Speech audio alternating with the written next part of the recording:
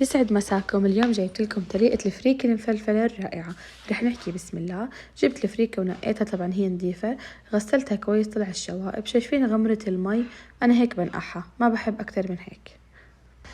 شايفين صبايا كيف عندي الفريكة تفتحت؟ نقعتها يدوب إشي خفيف، يدوب غمرتها، يعني ما تنقعوها كتير مية كتير، لأن أنا ما بحبها تكون منقوعة بشكل ممتاز.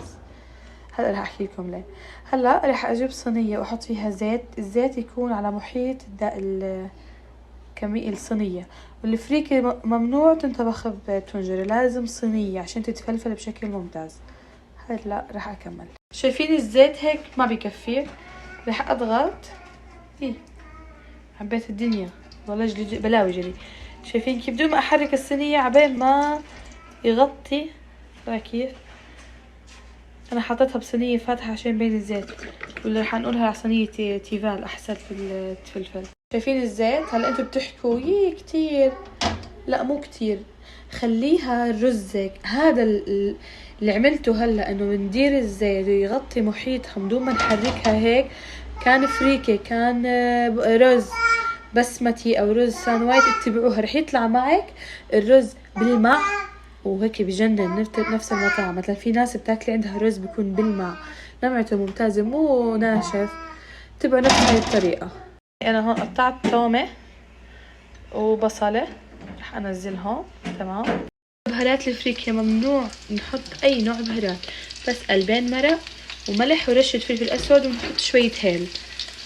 هلا بنخليهم يذوبوا ويتسبكوا مع بعض. انا بحب احط البهارات مع البصل هيك عشان ياخد طعم البهارات. رح نكمل الطريقة. حطيت معلقة هيل ومعلقة فلفل اسود وملح طبعا، وانا بحب احط صبايا طرف المعلقة عصر، يعطي لونها واو كثير، بيطلع ما شاء الله. قد ايه؟ يا دوب خلص. هلا رح انزل الفريكة، خليها نسمع هذا الصوت الحلو وبنكمل. هون هياتي حطيتها بصينية تيفال. هذيك الصينية بحبها كثير، إلها قصة من امي الله يطول عمرها. عطتني هي الصينية هذيك من تقول لي امي من وقت ما تجوزت، تخيلوا ما شاء الله. هلا رح اضيف مي سخنة كتير، غمرتها. بتعرف الفريكة بتحب كثير المي، كل شوي بنستفقدها، اذا بدها مي بنضيف لحتى تستوي. وطبعا الدجاج على جنب احنا محضرينه هلا كله، رح احطه بالفيديو. شايفين كيف غمرتها بالمي؟ هلا رح اسكرها، ممكن بقصدير او اذا عندك غطاية طنجرة نفس محيط الصينية غطيها انها تضغطها كويس. ممكن تحطيها بالفرن او على الغاز اللي بتريحك، وكل شوي تفقديها اذا نقطة مي لحتى تستوي وزيدي. طبعا الدجاج انتوا بتكونوا نقعتيه قبل بليلة. هلا رح اكتب عليه التفاصيل. انا هاي الخضار غسلتها ونظفها كويس وحطيتها بسياخ الشوي، وبحطها جنب الدجاجة عشان يتحمروا مع بعض. وهلا رح يطلع نتيجة الفريكة. الحبة مفلفلة، لونها بجنن ورائع ورايقة.